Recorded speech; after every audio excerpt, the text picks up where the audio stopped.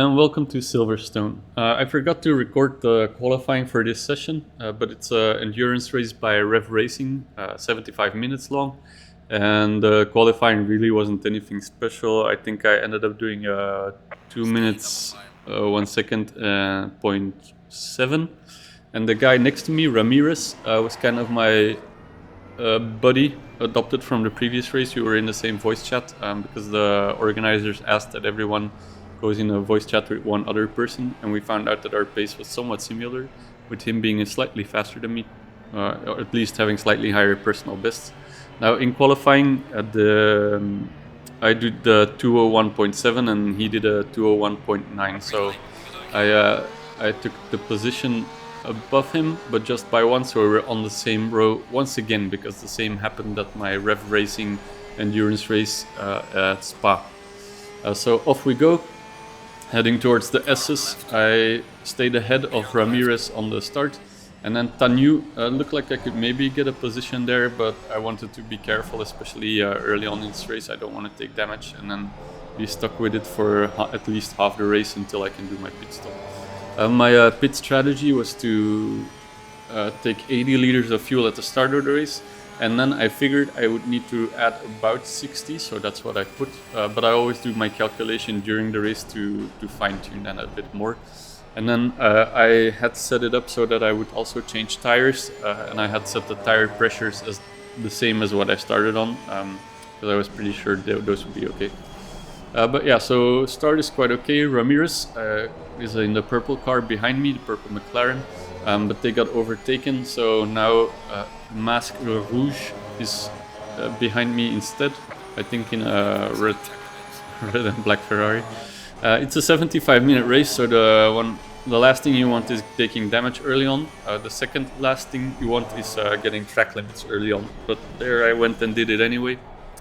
At Spa I did a similar thing where I had 2 track limits in the span of a few corners in lap 2, which was very unfortunate because then I had to be on high alert for the rest of the race. And now I'm getting track limits already once in lap 1. And as per usual, you only get 3 warnings for track limits, and then you start getting penalties, so really want to avoid that.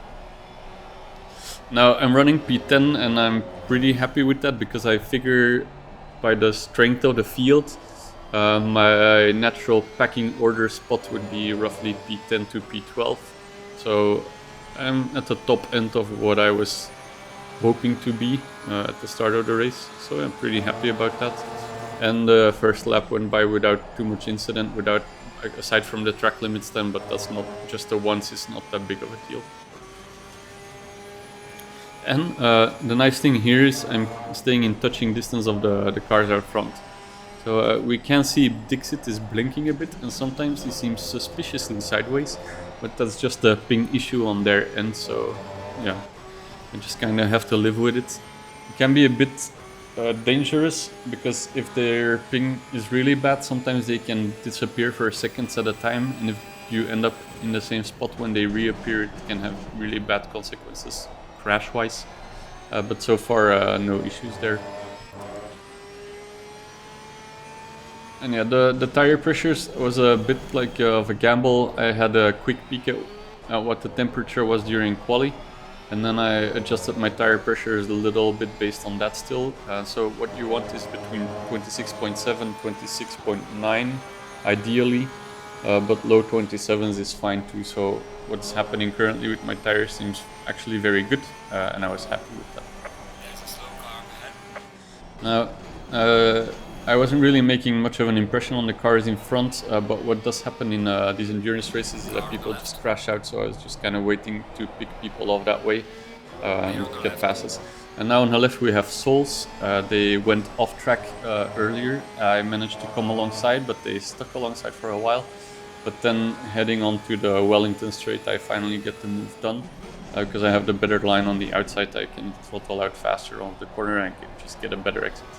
They are tenacious though, so they're sticking with me. I run very slightly deep into this corner here, and they come back on the right. But once again, I have the outside line. I can get on the throttle a little bit faster, and I keep the position once more. So yeah, pretty happy.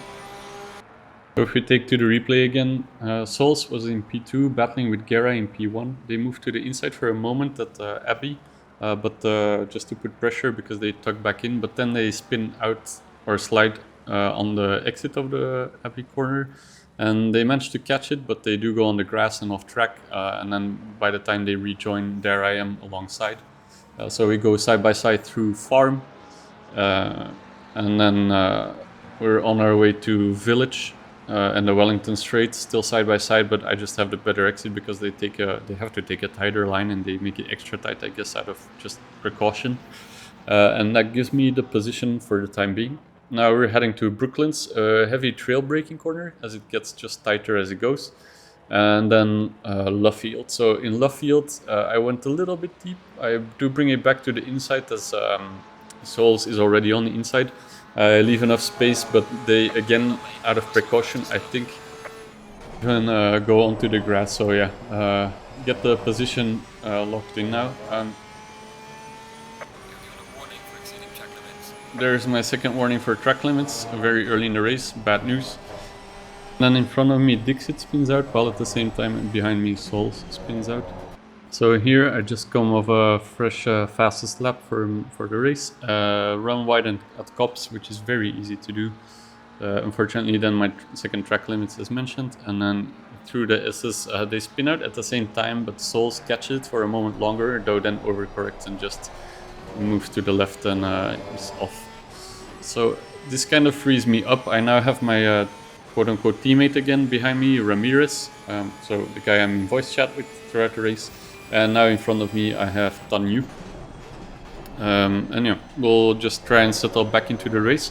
But with all of this happening, I am P8, so my plan is coming to fruition most excellently. Just try and stick with the people in front, and if someone loses it, take a position and keep going. Try to be consistent. Also, I'm up on my delta, which isn't a huge achievement because my best lap so far is a 203.4. Then again, it's an endurance race with a very heavy fuel load. I'm still above 70 liters after 2.5 laps. So I'm not expecting to do any actual personal best for the track with this car. I run a little bit wide again there in a farm corner, but I just slowed down a bit extra because I was so nervous about getting my third warning for a violation, and then anything after that would be penalty, so absolutely want to avoid that. I'm coming to grips a bit with the heavy fuel load, so I'm up even more on my delta now, about half a second, so pretty good. And actually through Luffield, increasing that to 7/10 of a second. So my personal best, I'm not sure if I mentioned it already, but I think it's a 201.3 at Silverstone. But then it's been a while since I focused this track, so I figured my car control has definitely improved since then. And I'm hoping at some point, once the fuel loads are a bit lower, I can maybe put down a new personal best. My last lap was a 202.6. Ramirez roughly matched that pace behind. But I have a 4-second lead on him, so I wasn't expecting him to come through anytime soon. On the other hand, in front of me, I was kind of keeping within viewing distance of the cars out front, but definitely not inching closer, so yeah, it looked like it would be a bit of a lonely stint from here on out, maybe, as we're definitely settled in now into the race with almost 10 minutes off the clock. But then again, settled in P8 is definitely very good in my book, so I was happy to be in that position. Currently the delta is just neck in neck with my with this lap. For quite a while it was at 0-0. But then someone spins out, and it's actually Gera. And I think they must have come from all the way from P1, and they're now in P9 already, maybe dropping down even further. But another position gained just by being consistent, not having to do much else. So pretty cool, pretty happy about it.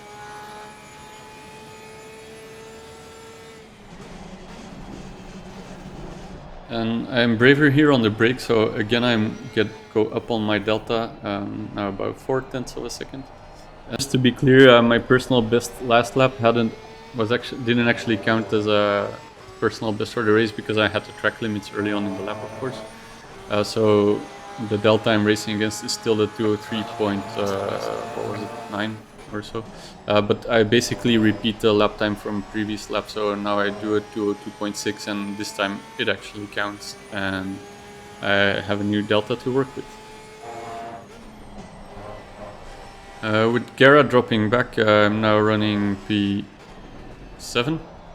Takes a while for the timing sheet to catch up, but here we are, P7. So even happier than before, just moving up in the world without having to do anything but stay on track. So pretty cool.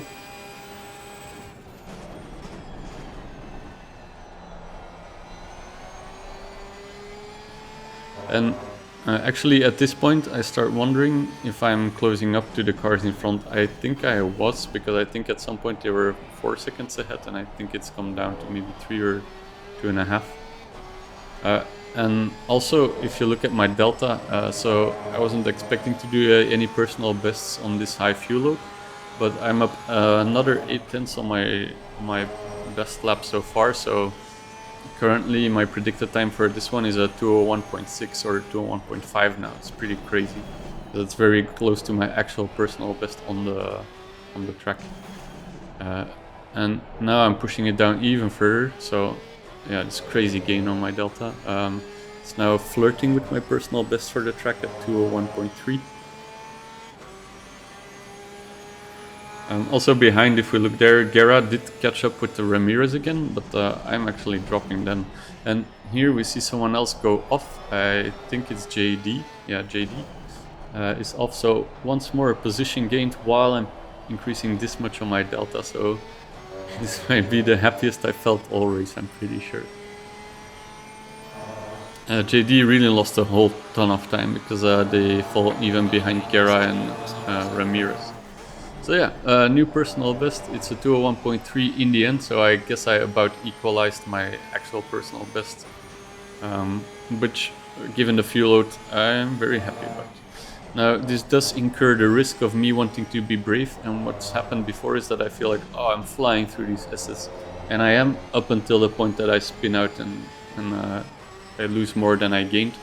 So I'm trying to be mindful of that, but still, with a bit of extra bravery, I'm once more up 0.2 of a second, and it looks like I might actually break the 2 minute 0 seconds barrier and get into that territory. At least my predicted time is at moments dipping below 2:01s, so very cool.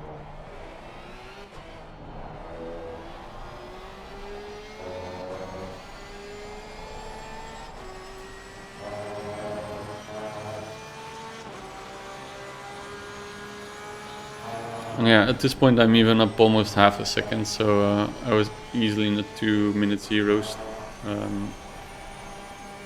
category with that, but of course you always need to bring it home, and with the wobble I had here through farm, I lose a bunch of time again, so I'm still up on it, but not by as much anymore.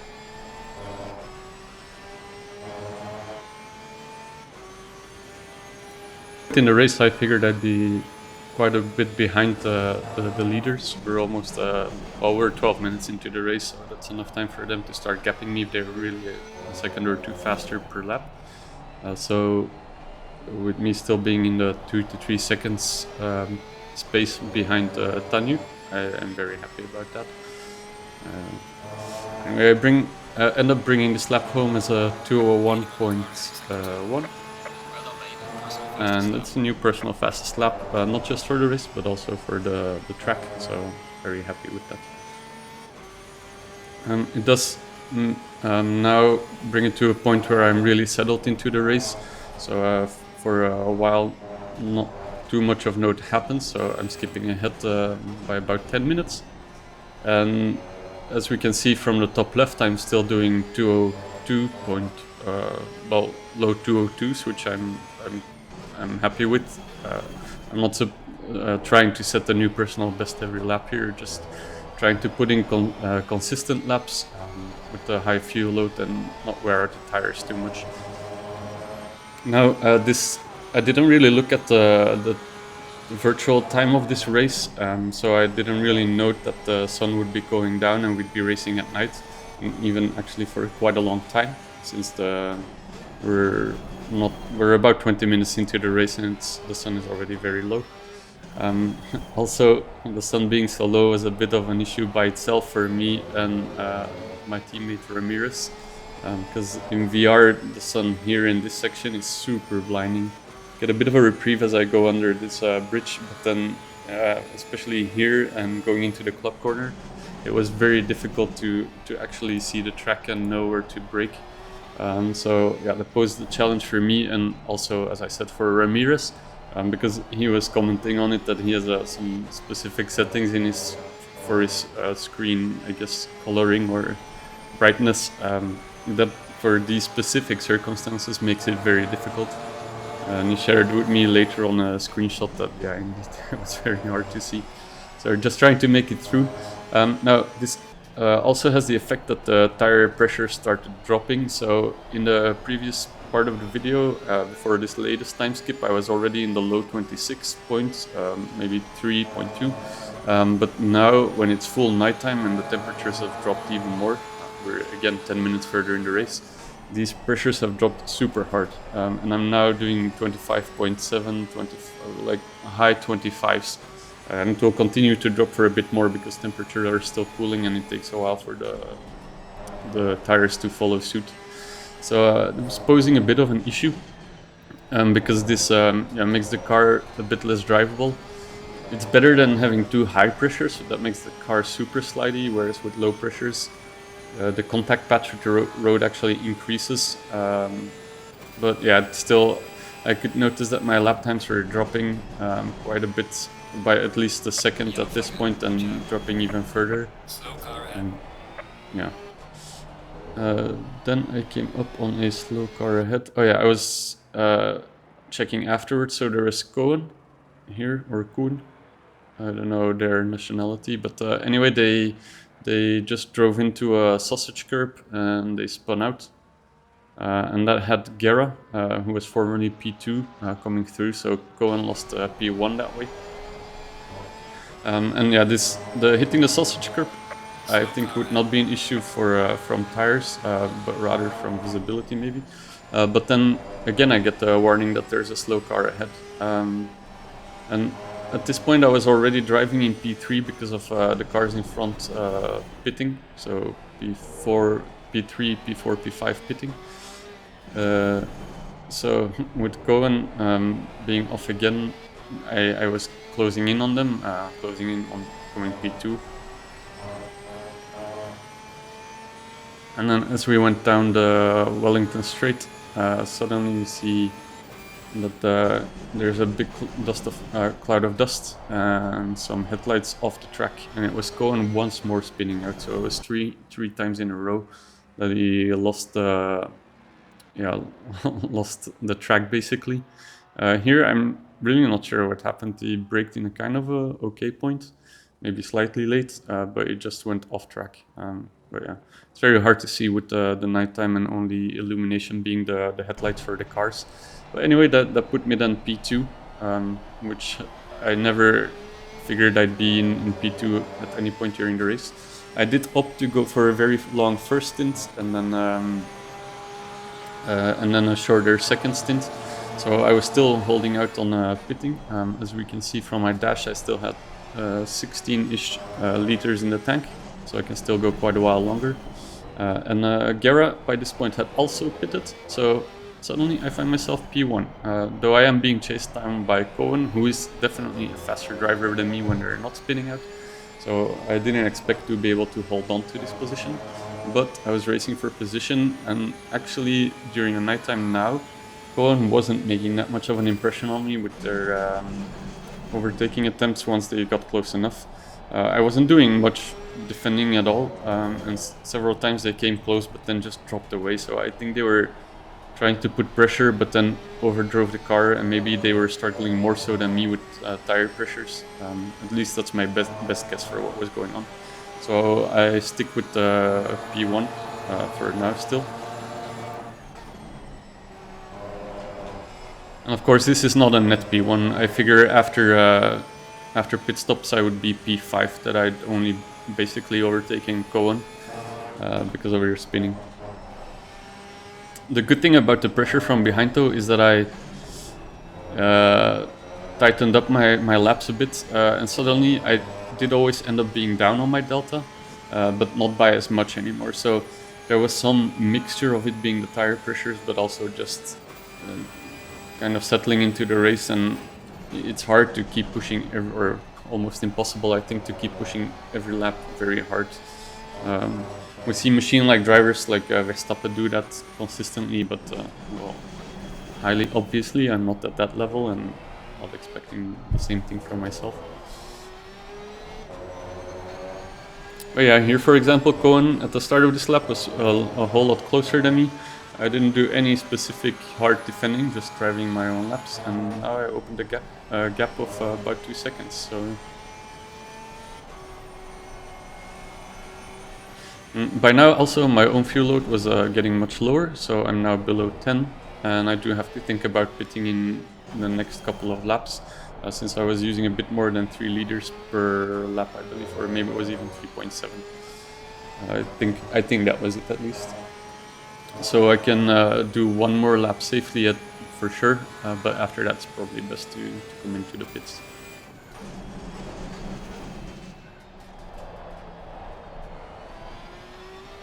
And we see me checking the mirrors, but yeah, Cohen is still quite a ways behind, so I don't need to worry about it.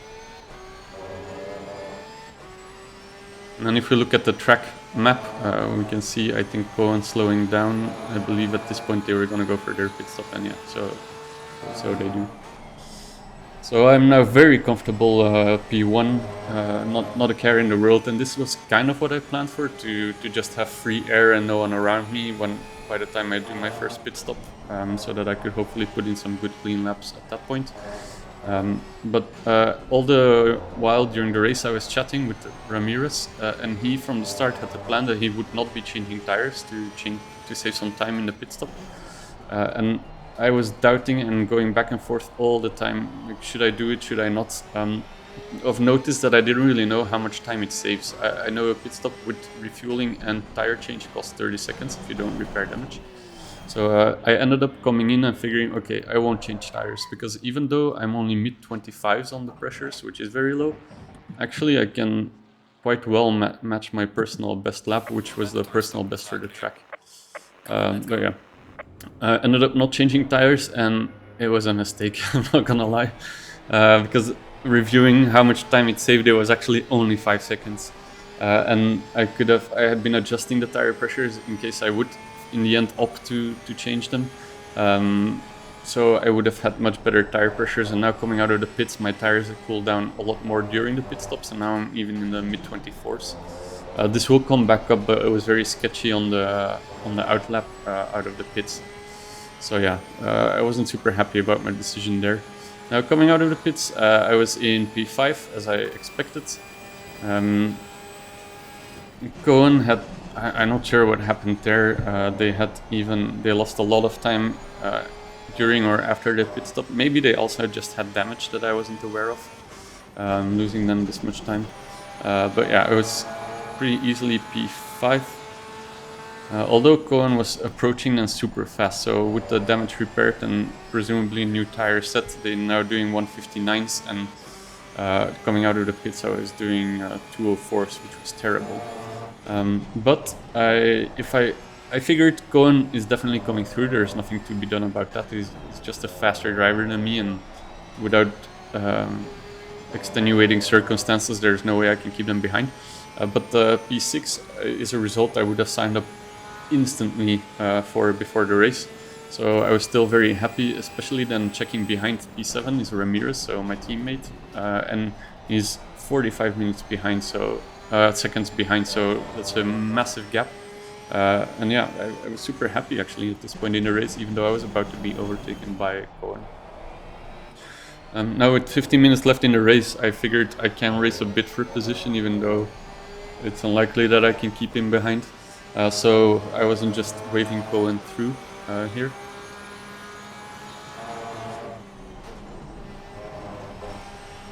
We can also see, by the way, my delta is not really showing anything. It's because in this stint I haven't set a clean lap, so I must have had track limits on my previous lap or laps. And here Cohen goes for the move. They just get on the outside coming into, I think it's farm part 2 corner, or maybe village part 1. But anyway, they get a easy pass here on me. Not much to it, I couldn't fight back at all. My tire pressures are now back in the mid-25, so I'm struggling a bit with that, and presumably their car is in ship, how do you say it? Top ship shape? No, I don't know. Tip-top shape, let's call it that. So they're now even doing 158, which is so competitive. And then suddenly I get this warning, fuel running low, prepare to come in, and alarm bells went off instantly for me, because I had calculated my fuel based on how much I had used in the first 30 minutes. But the issue is I'm used to doing endurance races of an hour and 30 minutes, and I made a very, very dumb miscalculation. I thought at 45 minutes that, as per usual, okay, we're halfway through the race, I used 50 liters so far, so I need to make sure I still have 50 liters. But these REVV Racing endurance races are an hour 15 minutes, so I had only done half an hour, and then I calculated it based on that for the remaining 45 minutes, so that didn't work out at all. And I just under-fueled during my pit stop, and it was heartbreak. The moment I realized, I was so sad, because I had fought hard to get this P6, and by now I even upgraded to P5 again, because Guerra, who was in the lead for quite a while, got the drive-through penalty for some reason, so I'd overtaken them. And here I am, P5, still have 40 to 45 seconds lead on my teammate in P6 now, and I have to come in again. It was just heartbreaking. And the refuel time itself is 25 seconds. I again had the option to change tires, but I figured, you know, at this point there's 10 minutes left in the race, less so after my pit stop, so there's really no point in wasting those extra seconds. So yeah, for better or worse, I end up opting to not change tires, and I'll have to be coming in here for another 25-second pit stop standing still, plus however much time you lose coming in and out of the pit lane, which is significant. So yeah, very sad. Also, if we look at the timing sheet, suddenly Ramirez was overtaken by F1 Rev and Guerra. They had an issue with a backmarker that I will show at the end of the video. So yeah, looks like I'll at least be overtaken by F1 and Guerra, probably Ramirez, and then the question is, at that point, can I hang on to P8? So yeah, here we go. Ramirez is indeed in front, did a 208 on the last lap. Mask Rouge is coming up very fast, but I can now get on the gas, and they just completed the lap, so I come out ahead of them. But not having changed the tires, once more my tire pressures are in the mid-24s, so not doing too hot in a literal sense.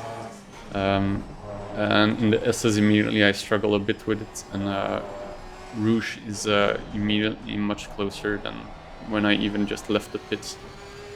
So I'll be looking to defend P8 here. But it's gonna be a tough job, tough road ahead.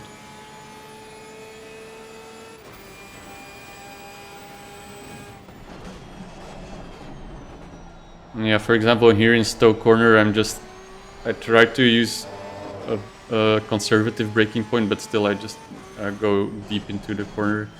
And here Rouge does a bit of a big dive, and then doesn't leave me much space really on the outside. We bang doors a bit, and I just immediately take the position back in a club corner. Now he's still all over the back of me, so defense is definitely far from over. And